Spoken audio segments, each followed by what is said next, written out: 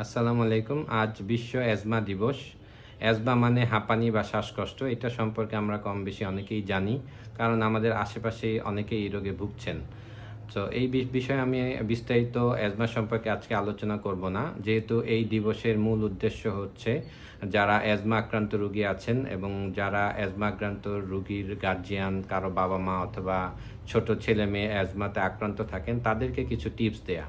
তো টিপসের প্রথমেই যেই জিনিসটা আসলে বলবো, প্রথমে খেয়াল রাখতে হবে যে অ্যাজমা রোগীর কী করলে কোন ধরনের সমস্যায় অ্যাজমা বেড়ে যায়। তার মধ্যে সবচেয়ে গুরুত্বপূর্ণ হচ্ছে ধুলাবালি, ধোঁয়া, পারফিউম, ধূপ এবং স্মোকিং অর্থাৎ ধূমপান। এই ধূমপান খুব জরুরি একটা বিষয়। অ্যাজমা আক্রান্ত রোগীরা তো অবশ্যই ধূমপান পরিহার করবেন।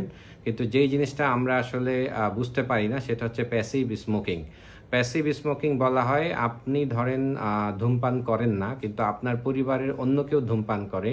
আপনি তার মাধ্যমে এই নিকোটিন আপনার ফুসফুসেও প্রবেশ করছে। ফলে আপনি কিন্তু প্যাসিভ স্মোকার।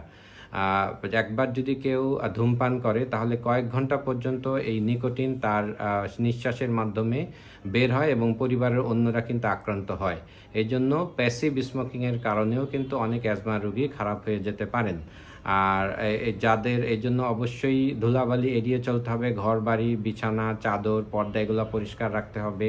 ঠান্ডা আবহাওয়াকে একটু অ্যাভয়েড করতে হবে। ঠান্ডার মধ্যে ঘর থেকে বের না হওয়াই ভালো। যদি বের হতেই হয় তাহলে অবশ্যই মাস্ক অথবা স্কার্ফ ইউজ করতে হবে। আর ধূমপান যেভাবে এড়িয়ে চলবেন এরকমভাবে কয়েল জ্বালানো, ধূপ অথবা আগরবাতি এগুলা থেকেও কিন্তু দূরে থাকতে হবে। বিশেষ করে শিশু বাচ্চাদের এগুলো থেকে দূরে রাখতে হবে। আর যেগুলা করলে আপনার অ্যাজমা বেড়ে যায় সেগুলোকে অবশ্যই নোট করতে হবে। যেই খাবার খেলে, যেই পরিবেশ অথবা যেই পরিস্থিতির মধ্যে যাওয়ার কারণে আপনার অ্যাজমাটা বেড়ে গিয়েছিল এটা আপনাকে খেয়াল রাখতে হবে এবং পরবর্তীতে সেই খাবার, সেই পরিবেশ, সেই পরিস্থিতি এড়িয়ে চলতে হবে। অতিরিক্ত মানসিক চাপ নেওয়া যাবে না। অতিরিক্ত স্ট্রেসের কারণে অ্যাজমা বেড়ে যেতে পারে। আর যদি কখনো সর্দি, কাশি অথবা কোনো সংক্রমণের শিকার হন অতি দ্রুত চিকিৎসকের শরণাপন্ন হবেন।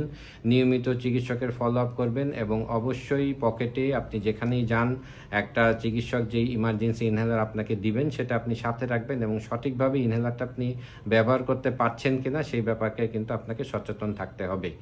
আর কিছু ওয়ার্নিং সাইন যেটা আমরা বলি, যদি আপনি অথবা আপনার পরিবারের অ্যাজমা আক্রান্ত কারোর মধ্যে এই যে লক্ষণগুলো দেখা দেয় তাহলে দেরি না করে অবশ্যই সেই রোগীকে দ্রুত হাসপাতালে স্থানান্তর করতে হবে। এর মধ্যে একটা হচ্ছে যদি রোগীর কথা বলতে কষ্ট হয়, ঠোঁট নীল কালার হয়ে যায় অথবা ইনহেলার নেওয়ার পরেও তার কোনো উন্নতি হচ্ছে না, শ্বাস প্রশ্বাস দ্রুত বেড়ে যাচ্ছে এবং বুক নিচের দিকে দেবে যাচ্ছে, তাহলে এই ধরনের ক্ষেত্রে রোগীকে অবশ্যই হাসপাতালে ভর্তি করতে হবে। মনে রাখবেন অ্যাজমা যদিও নিরাময়যোগ্য না হোক, কিছু সাবধানতা ও সচেতনতার মাধ্যমে আপনি কিন্তু পরিপূর্ণ সুস্থভাবে জীবনযাপন করতে পারবেন।